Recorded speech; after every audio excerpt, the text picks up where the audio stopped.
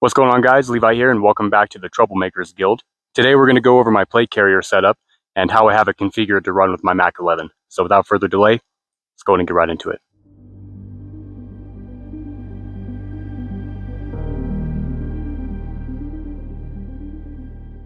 Alright, so I took off my camo top just so you can get better contrast and actually see the carrier a little bit better. So I'm doing this for you, braving the mosquitoes, showing off my gains while we're at it. Just kidding. But anyways, you're going to find out by watching the different videos that I make with my gear that I'm a huge fan of defense mechanisms, and just about everything that I have is made by them. So the actual plate carrier itself is a defense mechanisms MEPC. The placard, defense mechanisms. Even my belt is made by defense mechanisms. I've tried a few different plate carriers in the past. AR500, Gadsden Dynamics. I've had a Bees Combat Systems low profile carrier. The one before this was a Agilite K19, and finally the Defense Mechanisms MEPC. And I gotta say, this is definitely the most comfortable one. And it's kind of funny because Agilite, they kind of market the K19 as being the most comfortable plate carrier out there, but I found it heavy, cumbersome, and I couldn't quite get it where I wanted it to be as far as comfort goes. And then the MEPC, it's like the moment I put it on, it was immediately more comfortable. So that is the carrier itself. There's some kind of neat features with the carrier, but that's not necessarily what the video is about. We're just going over my setup more than anything. We have the Defense Mechanisms placard system. What's neat about their system, with the placards at least, is that they're very modular. So you buy a base to begin with. In this case, I got the quadruple SMG mag base. You can buy additional pouches for it if you wanted to scale outwards, or in my case, I kind of improvised a little bit and scaled outwards this way. And once you have the pouches that you want, you'd buy the appropriate wrap to go around it. So in this case, if I would have stuck with the 4 mag pouches, I would have gone with the smaller wrap to go around it, but I added 2 additional magazine pouches on either side. So I bought the larger wrap, and it worked out really well. And then in addition, because I got the Velcro on the outside, I'm able to take this extra pouch and just slap it right on there. And in this guy, we have a IWA International smoke grenade. I know it's not necessarily secured on there, but that's kind of the point. I wanted it to be easy to take off and put on if I so choose to do so. Say if I'm not running the smoke grenade, I believe this was actually originally a AR magazine pouch, so I can put an AR mag in there if I wanted to. But I'm primarily going to be running the SMG, so I'm using that for my smoke grenades. Moving down from there, I have a tourniquet pouch. I don't know if this was made by Defense Mechanisms or not. Probably was. I'm kind of playing around with the positioning of it because I had it on the side, but during a class that I took this weekend, I went to go take the tourniquet out and accidentally tore off the entire tourniquet pouch with it. So I'm playing around again with the setup and where I position it. So right here, I can still have quick access to it. It's a little trickier, but I can still get access to my IFAK here. And again, it's just something I have to play around with. Speaking of the IFAK, this is a Haley Strategic, I forget what they call it, but that's basically their dangler pouch, which I'm using as an IFAK. I like it because you have a pocket down here, which I put my gloves. You could also fit a tourniquet there if you wanted to, but it's a good spot for the gloves, I think. Inside, I have, I think this is a burn cream. Got my H&H bandage, Celox Rapid, a couple of chest seals, nasal pharyngeal airway, and then I also have a SWAT tourniquet and some gloves. So got 2 tourniquets pretty much right next to each other. You can maybe make the argument that's kind of a good thing that they're basically stacked right on top of each other, because then I'm not reaching all over the place for tourniquets. Of course, on my belt, I also have a couple tourniquets, but that's for another video. Here on the side, I have a spike from Cold Steel. I have it hidden behind some of my magazines so someone doesn't use it against me. And it's kind of in an awkward position for me to reach as well. But if I'm going for my knife, that's like worst case scenario, because I should be able to reach my sidearm or use my SMG, which I have over here. You may notice this pouch here, which is empty. This is kind of a dual purpose setup. So I have this for an additional mag if I wanted it, or if I'm not wanting to run the suppressor on the Mac, what I will do is I'll take this magazine and throw it in that pouch there, and then the suppressor will actually fit right here in this pouch. And I'm finding that the suppressor I have gets carbon locked really easily, so more than likely I'll be running it unsuppressed more often than suppressed, but who knows.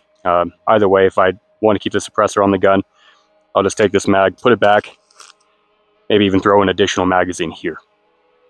So in the future, with the magazines at least, these are actually going to change because I'm getting them adapted with a little metal piece here on the back, which will mean that I won't need to use an adapter on my gun anymore to get these mags to work.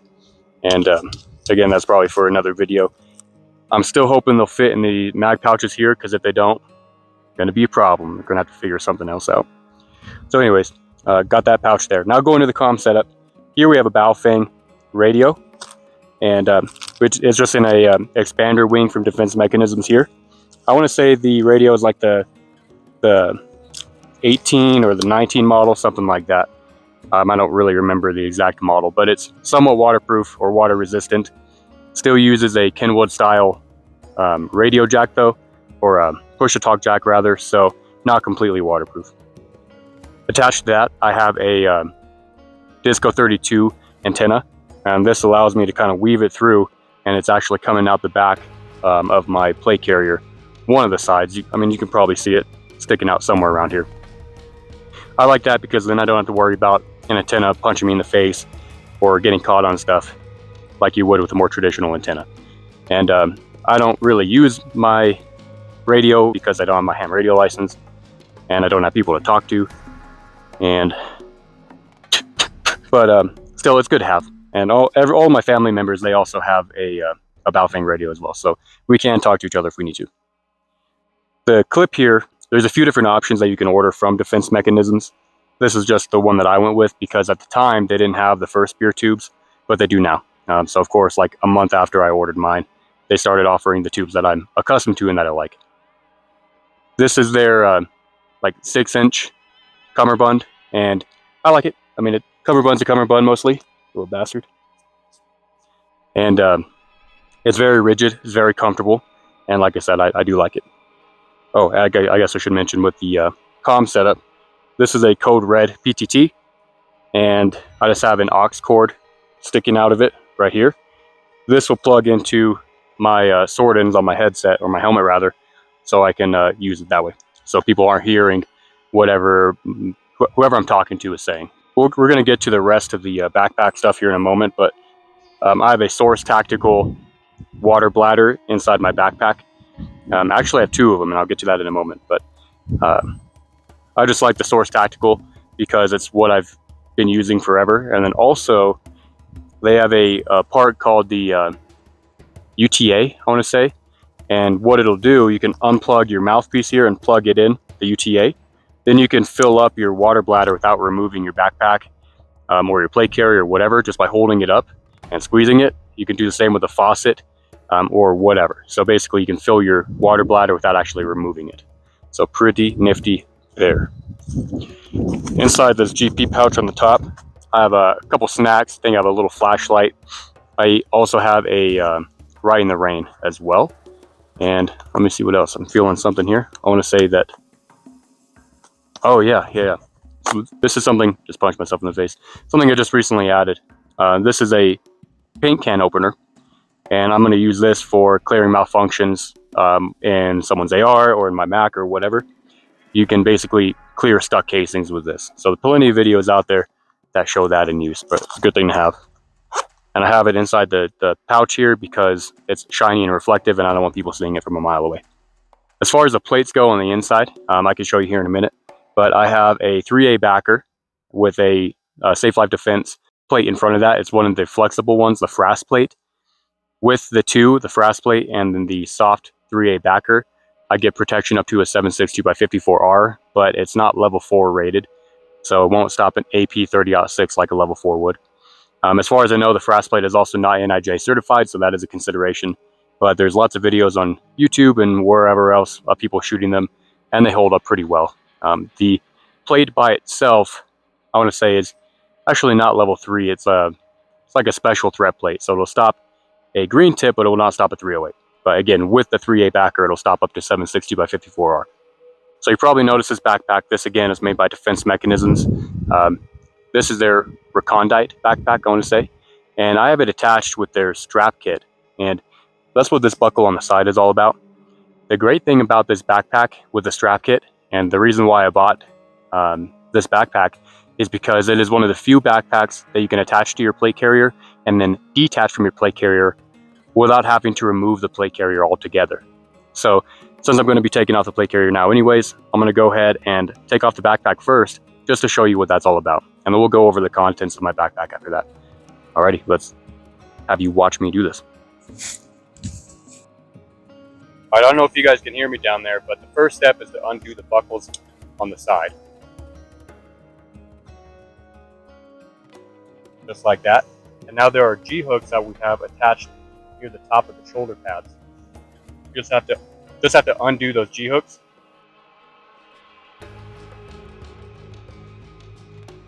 Like that. Now the whole backpack comes off. And then to reattach it,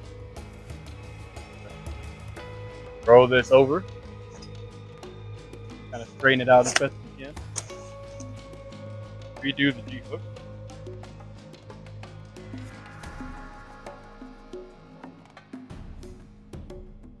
and then you take these clips, clip them back in.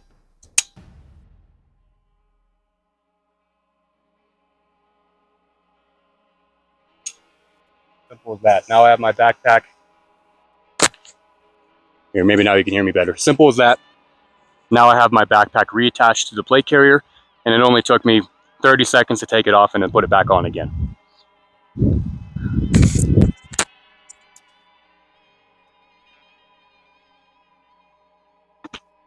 So this is how easy it is to undo the buckles on this carrier. You have these two pull tabs, you pull them. Simple as that. And then to put it back on, let's give those tabs a pull, line it up with the buckle that is on the actual carrier itself. You'll hear it click into place. Repeat on the other side, just like that. So really, really simple and easy to take it off. And even with ammo in the mags, the carrier is lightweight enough, even with the backpack, where I can undo it and lift the whole carrier over my head with very little effort. So, yeah. So this is a Source Tactical 1.5 liter Kangaroo pack, and inside, of course, is a 1.5 liter hydration bladder, just like so. And really, that's about it. Now that I think about it, there's really not much to show on the back of the plate carrier, but the whole system actually is deceptively lightweight. I mean, you think having all the stuff on there, it'd be pretty damn heavy, but even with loaded mags, it's really not that bad. It helps that the frass plate is fairly lightweight, and of course so is the 3A backer. So the plates alone, just by themselves, are 5.5 pounds, I think, per side.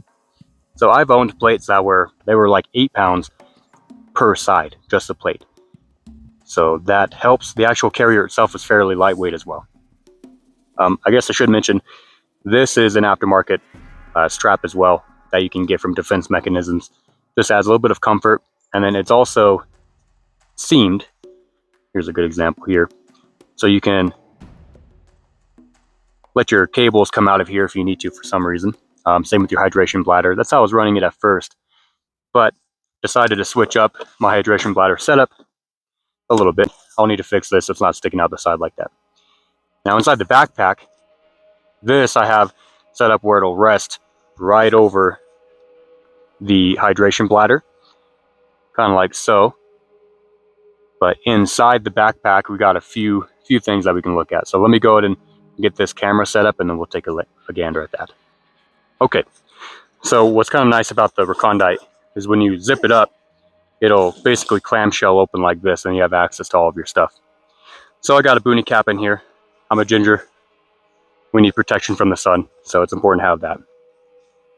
Here in a waterproof dry bag, I have what I would consider like my electronics, things of that nature. So I mentioned, or I may not, but I should mention that The radio is USB rechargeable. So here I have a backup radio, but I also have a solar panel battery bank. So I can run this over the back of the plate carrier, have the sun charge the battery bank, and then I can plug in my USB into the radio, so I can charge both. Also have some spare batteries for night vision, red dot optics, flashlights, things of that nature. Then in here I have a pink smoke grenade, which I would use for signaling purposes with my family. Some paracord, cleaning stuff, another Right in the Rain and pins, and then I have a backup knife and some zip ties in there as well. Here in this pocket, I have an additional IWA International smoke grenade, because you never know, can't have too many of those. This is a little unconventional perhaps, but I actually have a second Source Tactical hydration bladder. This is a 2-liter. Just in case this one runs dry, I can put water in the actual backpack itself in case I'm going to be out for a longer period of time, or if it's a pretty hot day like today, for example. In here we have some grub. These are Nutrient Survival chocolate grain crunch packs.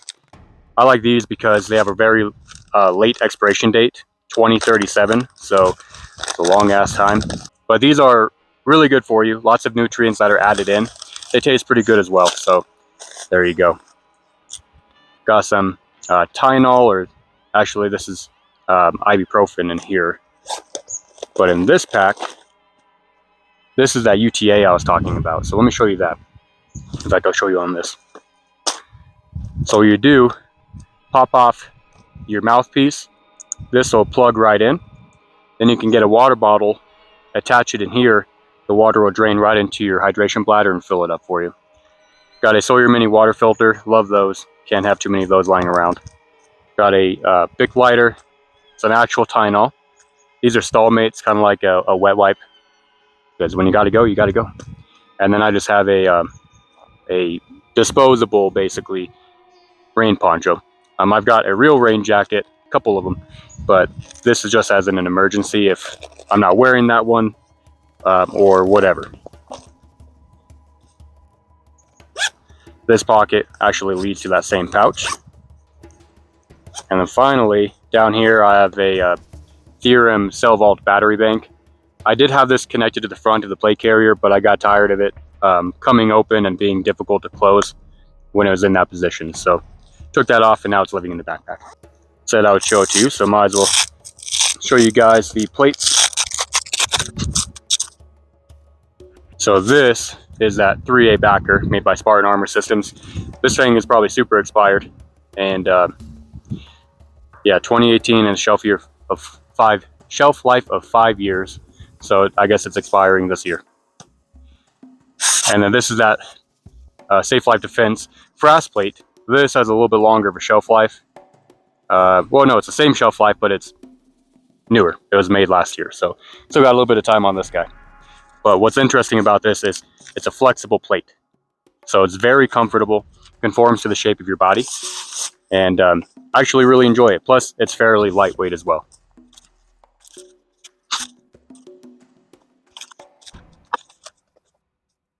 You have a little strap here that holds the plates into position and prevents a bunch of movement with the plates while you're, doing your stuff. I think that's pretty much it. So let me put this all back together and throw it back on, and we'll go over final thoughts. So I just fixed the hydration bladder real quick. But to explain why I did it this way, we're having a hydration bladder on the plate carrier, but also in my backpack. What if I don't need that extra stuff? I mean, it's going to be weighing me down. But if I don't have water on the carrier, then I'm not going to have water at all, because I don't carry, my belt. So that's why I did it this way. I'll have my main source of water actually on the plate carrier, back up in the backpack. I've also taken a few classes with the plate carrier set up as I showed you, including with the backpack on it, and also including a CQB class. So it performed well. I performed well with it, and all in all, I'm pretty happy with the setup overall. Anyways, guys, that's pretty much it. So that is my plate carrier setup, the way it is set up, at least to run with my Mac 11. This bad mamma jamma right here. And we'll have a whole other video on this guy later on, but this is a transferable, so anyone could buy one of these as long as you can legally own a gun and you're at least 21 years old. They are very expensive, so don't necessarily recommend you go out and buy one, but I've only had it for like a year, and the price on these have gone up a couple grand. So it is a good investment if you think about it that way. Again, we'll have a video on this later on, but I've got more work I need to do on this. This pin hole here needs to be re-welded, and it's going to need to be re-Cerakoted, but whatever. Same deal with my belt. Again, made by Defense Mechanisms. That'll have its whole own video later on as well. Enough rambling. Thank you guys for watching. My name is Levi. You've been tuning into the Troublemakers Guild. Any questions, comments, whatever, leave that down below. Feel free to like, subscribe, all that normal stuff. You can leave a super thanks if you want, because just because I showed a gun in the video, it's probably going to get demonetized. So we'll see, but whatever. Remember 2 things. All gun laws are unconstitutional. And remember to have a good rest of your day. All right, see you guys later. Bye.